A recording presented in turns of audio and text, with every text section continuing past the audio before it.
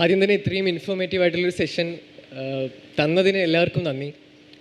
ഞാനൊരു MBBS സ്റ്റുഡൻ്റാണ്. അപ്പോൾ എനിക്ക് കോഴ്സിൽ കയറിയത് മുതൽ ഉണ്ടാവുന്ന ഒരു സംശയമാണ്. നമ്മളിപ്പോൾ നീറ്റ് എക്സാം വഴിയാണ് നമുക്ക് MBBSലേക്കുള്ള അഡ്മിഷൻ ഉള്ളത്. അപ്പോൾ അതൊരു മൾട്ടിപ്പിൾ ചോയ്സ് ഓറിയൻറ്റഡ് ആയിട്ടുള്ള ഒരു എക്സാമാണ്. അപ്പോൾ നമ്മൾ കോഴ്സിലേക്ക് കടക്കുന്ന സമയത്ത് നേരത്തെ പറഞ്ഞ പോലെ നമ്മൾക്ക് എത്രത്തോളം എമ്പതി, ഇമോഷണൽ ആയിട്ടുള്ള ഒരു കമ്മ്യൂണിക്കേഷൻ സ്കില്ലുകൾ ഇതൊക്കെ എത്രത്തോളം ഉണ്ടെന്നൊന്നും ഈ ഒരു എക്സാമിലൂടെ നമ്മൾ പ്രൂവ് ചെയ്യുന്നില്ല. അപ്പോൾ ഈ ഒരു കോഴ്സിലേക്ക് എത്തിയതിന് ശേഷവും എത്രത്തോളം മെഡിക്കൽ സ്റ്റുഡൻസിന് അവരുടെ എമ്പതി ഡെവലപ്പ് ചെയ്തെടുക്കാൻ കഴിയുന്നുണ്ടെന്നുള്ളൊരു വളരെ വലിയൊരു ചോദ്യമാണ്. അപ്പോൾ നമുക്കിപ്പോൾ നമ്മുടെ സിലബസിൽ AITCOM എന്ന് പറഞ്ഞിട്ട് ആറ്റിറ്റ്യൂഡ്, എത്തിക്സ് ആൻഡ് കമ്മ്യൂണിക്കേഷൻ എന്ന് പറഞ്ഞിട്ടൊരു പാർട്ടൊക്കെ ഉണ്ട്. പക്ഷേ അതൊന്നും നമ്മുടെ പുതിയ കരിക്കുലം വന്നതിന് ശേഷവും അതൊന്നും വലുതായിട്ട് നടക്കുന്നില്ല. കാരണം നമ്മുടെ അക്കാഡമിക്സ് തന്നെ പഠിക്കുന്നതിനും വളരെ സമയബന്ധിതമായതുകൊണ്ട് അതൊന്നും നന്നായിട്ട് നടക്കുന്നില്ല. എൻ്റെ സംശയം അല്ലെങ്കിൽ എൻ്റെ ചോദ്യം എന്ന് പറയുന്നത്, നമ്മൾ എത്രത്തോളം നേരത്തെ ഈ ഒരു എമ്പതി അല്ലെങ്കിൽ ആറ്റിറ്റ്യൂഡ്, എത്തിക്സ്, കമ്മ്യൂണിക്കേഷൻ എന്നുള്ള ഒരു മേഖലയിലേക്ക് മെഡിക്കൽ സ്റ്റുഡൻസിനെ അല്ലെങ്കിൽ മെഡിസിൻ പഠിക്കണമെന്ന് താല്പര്യമുള്ള വിദ്യാർത്ഥികളെ എത്രത്തോളം നേരത്തെ നമ്മളതിൽ ഇൻ്റർവെൻ ചെയ്താൽ നമുക്ക് അവരെ എമ്പതിയുള്ള എഫക്റ്റീവായിട്ട് കമ്മ്യൂണിക്കേഷൻ നടത്താൻ കഴിയുന്ന ഡോക്ടേഴ്സായിട്ട് മാറ്റാൻ കഴിയും എന്നുള്ളതാണ് എൻ്റെ ഒരു സംശയം. അല്ലെങ്കിൽ ആരോടെങ്കിലും പ്രത്യേകമായിട്ട് ആ ചോദ്യം ഉണ്ടോ? അതിൽ IMAക്ക് എന്ത് ചെയ്യാൻ കഴിയും? ഇപ്പോൾ പ്രത്യേകിച്ച് വർക്ക്ഷോപ്പുകളോ അങ്ങനെ എന്തെങ്കിലും ചെയ്യാൻ കഴിയുമെന്ന് എനിക്ക് അത് വളരെ റെലവൻ്റ് ആണ്. ചില വിദേശ രാജ്യങ്ങളിലൊക്കെ തന്നെ പ്രീ മെഡിക്കൽ എന്ന് പറഞ്ഞിട്ട് ഒരു കോഴ്സ് വെച്ചതിന് ശേഷമാണ് മെഡിക്കൽ ഫീൽഡിലേക്ക് കടന്നത്. അതിലേക്ക് മാറ്റേണ്ടതായിട്ട്. പക്ഷേ ഇപ്പോൾ ചെയ്യാനുള്ളത്, മുൻ പറഞ്ഞ ആ ചോദ്യത്തിനുള്ള പ്രധാനപ്പെട്ട ഉത്തരം എന്ന് വെച്ചാൽ, ഈ കരിക്കുലത്തിൽ ഉൾപ്പെടുത്തിയത് കൊണ്ട് കാര്യമില്ല. കരിക്കുലത്തിൽ ഒരുപാട് ടോപ്പിക്സ് ഉണ്ട്.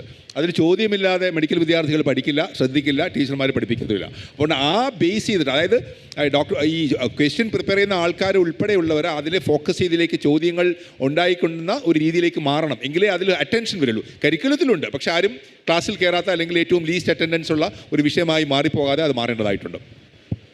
എനിക്ക് ഒരു കാര്യം ആഡ് ചെയ്യാനുള്ളത്, കാരണം ഇപ്പോഴും നമ്മുടെ മക്കൾ എന്താവണമെന്ന് തീരുമാനിക്കുന്നതിൽ നല്ലൊരു ശതമാനം ഇപ്പോഴും അച്ഛനമ്മമാർക്ക് വലിയൊരു പങ്ക് ഇപ്പോഴും ഉണ്ട്. അപ്പോൾ അതുകൊണ്ട് പറയുകയാണ്, ഇപ്പോൾ ഡോക്ടർ മുമ്പ് പറഞ്ഞൊരു കാര്യമാണ്, നിങ്ങൾ നിങ്ങളുടെ മക്കളെ എന്തിനൊരു ഡോക്ടർ ആക്കണം എന്നുള്ളത് നിങ്ങളൊന്ന് നല്ല പോലെ ഇരുന്ന് ചിന്തിക്കേണ്ട കാര്യമാണ്. പലരും ഇപ്പോഴും പല തെറ്റിദ്ധാരണകളിലുമാണ്. കാരണം DR എന്ന് പറയുന്ന 2 അക്ഷരം നമ്മുടെ പേരിൻ്റെ കൂടെ കൂട്ടിച്ചേർക്കാൻ അല്ലെങ്കിൽ നമ്മുടെ സ്റ്റാറ്റസ് സിമ്പൽ ഒന്ന് കൂട്ടാൻ വേണ്ടി നിങ്ങളുടെ മക്കളെ ഒരിക്കലും ഈ പ്രൊഫഷനിലേക്ക് പറഞ്ഞയക്കരുത്. പല മാതാപിതാക്കളുടെയും അല്ലെങ്കിൽ ഇവൻ കുട്ടികളുടെയും തെറ്റിദ്ധാരണ എൻ്റെ അടുത്തേക്ക് പലരും ഇടാറുണ്ട് പരീക്ഷയുടെയൊക്കെ മുമ്പ്, കുട്ടിയെ ഒന്ന് ഉപദേശിക്കണമെന്ന് പറഞ്ഞിട്ട്. പലപ്പോഴും ഉപദേശം കഴിയുമ്പോൾ കുട്ടി ചിലപ്പോൾ ഡോക്ടർ ആവണ്ടെന്ന് പറയാറുണ്ട്. അപ്പോൾ പലപ്പോഴും എന്നെ അച്ഛനമ്മമാർ പലരും എന്നോട് വളരെ മുഖത്ത് നോക്കി പറഞ്ഞിട്ടുണ്ട്, സൗമ്യ ഇപ്പോൾ ഡോക്ടറൊക്കെ ആയി, ഓക്കെ, നല്ല രീതിയിൽ ജീവിക്കണു, ഞങ്ങളുടെ മക്കളെ ഒന്ന് ഡോക്ടറാക്കാൻ നോക്കിയപ്പോൾ ഇപ്പോൾ നെഗറ്റീവായിട്ട് മക്കളോട് സംസാരിച്ചു. പക്ഷേ ഞാൻ പറയാൻ ഉദ്ദേശിക്കുന്നത് ഇപ്പോഴത്തെ സത്യാവസ്ഥയാണ്. അതായത് നിങ്ങൾ ഈ വിചാരിക്കുന്ന പോലെ 15-20 കൊല്ലം പഠിക്കണം ഇന്നത്തെ രീതിയിൽ ഒരു സൂപ്പർ സ്പെഷ്യലിസ്റ്റ് എന്ന് പറയുന്ന, നിങ്ങളെ MBBS കഴിഞ്ഞാൽ എത്ര പേരുടെ അടുത്ത് നിങ്ങൾ പോകാറുണ്ട്? അസുഖമായിട്ട് പോകാറുണ്ടോ? ഇല്ല. MBBS കഴിയുമ്പോഴേക്കും ഒരു 5-6 കൊല്ലം, അത് കഴിഞ്ഞാൽ നീറ്റ് PG, ഇതപ്പോൾ അദ്ദേഹം പറഞ്ഞ പോലെ അതിനുള്ള പ്രിപ്പറേഷൻ, അത് കഴിഞ്ഞാൽ സ്പെഷ്യാലിറ്റി, അവിടെയും നിർത്താൻ പറ്റില്ല. അത് കഴിഞ്ഞ് വീണ്ടും നീറ്റ് PG, സൂപ്പർ സ്പെഷ്യാലിറ്റി, 10-15 കൊല്ലം. അത് ഏത് 10-15 കൊല്ലം? 18 വയസ്സ് മുതൽ നിങ്ങളുടെ ഏറ്റവും പ്രൊഡക്റ്റീവ് ആയിട്ടുള്ള 10-15 കൊല്ലം, 10-35 വയസ്സാവും ആദ്യത്തെ സാലറി വാങ്ങാൻ. ആദ്യം മനസ്സിലാക്കുക, ഓക്കെ. അപ്പോഴേക്കും നിങ്ങളുടെ കൂടെ പഠിച്ച എഞ്ചിനീയറിംഗുകാരൊക്കെ UK-ലും US-ലൊക്കെ പോയി സെറ്റിൽ ചെയ്ത് അവർ ചിലപ്പോൾ റിട്ടയർമെൻറ്റിനെ പറ്റി ചിന്തിച്ച് തുടങ്ങിയിട്ടുണ്ടായിരിക്കും. അപ്പോഴാണ് നമ്മളിവിടെ ജോലി എടുത്ത് തുടങ്ങുക, ഒന്നാമത്തെ കാര്യം. രണ്ടാമത്, കിട്ടുന്ന സാലറിയെ പറ്റിയിട്ടുള്ള മിനിഞ്ഞാന്നത്തെ സെഷനിൽ ആരും എന്നോട് പറഞ്ഞു, നിങ്ങളൊക്കെ ചാക്കിലല്ലേ നോട്ടുകെട്ടുകൾ കെട്ടിക്കൊണ്ടുപോകാറുള്ളതെന്ന്. ഞാൻ ഞെട്ടിപ്പോയി. ഞാൻ പറഞ്ഞു, എന്തായാലും എൻ്റെ ചാക്ക് ഉണ്ടാവാറില്ല. ഇതൊക്കെയാണ് പലരുടെയും തെറ്റിദ്ധാരണ. ചാക്കിൽ കെട്ടിക്കൊണ്ടുപോകണവരൊക്കെ ഉണ്ടായിരിക്കാം കേട്ടോ. പക്ഷേ ബഹുഭൂരിപക്ഷം വരുന്ന ഇന്നത്തെ ഇപ്പോൾ ഈ മകനടക്കം കയറി വരുന്ന ആളുകൾക്ക് ഇപ്പോൾ ഡോക്ടർ പറഞ്ഞ പോലെ മിനിമം സാലറി പോലും, നിങ്ങൾ പല ഡോക്ടർമാരുടെയും സാലറി കേട്ടാൽ ഞെട്ടും. കാരണം നിങ്ങൾ വിചാരിക്കുന്ന പൂജ്യങ്ങളൊന്നും അത്ര പൂജ്യങ്ങളില്ല, അതിനെക്കാട്ടൊക്കെ 1-2 പൂജ്യം കുറവായിരിക്കും. സാലറിയുടെ കാര്യം ഇനി ഇറങ്ങാൻ പോകുന്ന തലമുറയെ പറ്റിയിട്ടാണ് ഞാൻ പറയുന്നത്. സാലറി വളരെയധികം കഷ്ടമാണ്. ജോലി കിട്ടാനുള്ള സാധ്യത വളരെയധികം, തട്ടിമുട്ടി നടക്കാൻ പറ്റില്ല. ഞാൻ പഠിക്കുന്ന സമയത്ത് 1000-ൽ താഴെ സീറ്റുകളാണ് കേരളത്തിൽ MBBS ഉണ്ടായിരുന്നത്. എന്നാൽ ഇപ്പോൾ 10,000-ലധികം ഡോക്ടർമാരാണ് ഓരോ കൊല്ലവും പുറത്തിറങ്ങുന്നത്. അത് കേരളത്തിലെ കാര്യം. ഇനി പുറത്ത് പഠിച്ച് ജോർജിയയിലും ചൈനയിലൊക്കെ പോയി പഠിച്ചു വരുന്ന ആളുകൾ വേറെ സംസ്ഥാനങ്ങളിൽ പോയി പഠിച്ചു വരുന്ന ആളുകൾ വേറെ. ലക്ഷക്കണക്കിന് ഡോക്ടറുകളാണ് ഓരോ കൊല്ലവും നമ്മൾ ഉൽപ്പാദിപ്പിച്ചുകൊണ്ടിരിക്കുന്നത്. എവിടെയാണ് ഇതിന് മാത്രം ജോലി?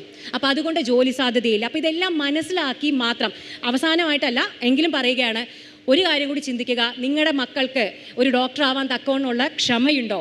ഇത്രയും കൊല്ലം പഠിക്കാനുള്ള ക്ഷമയുണ്ടോ? അത് മാത്രമല്ല, തിരിച്ചു വന്നു കഴിഞ്ഞാൽ ഈ രോഗികളെ കാണാനും ഇന്നത്തെ ഒരു അവസ്ഥയിൽ രോഗികളുടെ അങ്ങോട്ടും ഇങ്ങോട്ടുള്ള ഒരു രീതികൾ അറിയാലോ, ഇതൊക്കെ ഡീൽ ചെയ്യാനുള്ള കഴിവുണ്ടോ, ആറ്റിറ്റ്യൂഡ് ഉണ്ടോ എന്നുള്ളത് കൂടി ഒന്ന് ചിന്തിക്കുക. ഒരു കാര്യം കൂടി ഞാൻ അതിൽ ആഡ് ചെയ്യാൻ ശ്രമിക്കുന്നു. ഡോക്ടർമാർക്ക് മാത്രമല്ല എമ്പതി, ഏതൊരു ഹ്യൂമൻ ബീയിങ്ങും ജനിച്ച മുതൽ എമ്പതി എന്ന് പറയുന്ന ഒരു ഘടകം വെച്ചിട്ട് വേണം ജീവിക്കാൻ വേണ്ടി. അതിൽ നിന്നും മിടുക്കന്മാരാണ് ഡോക്ടർമാരായി പുറത്തു വരുന്നത്.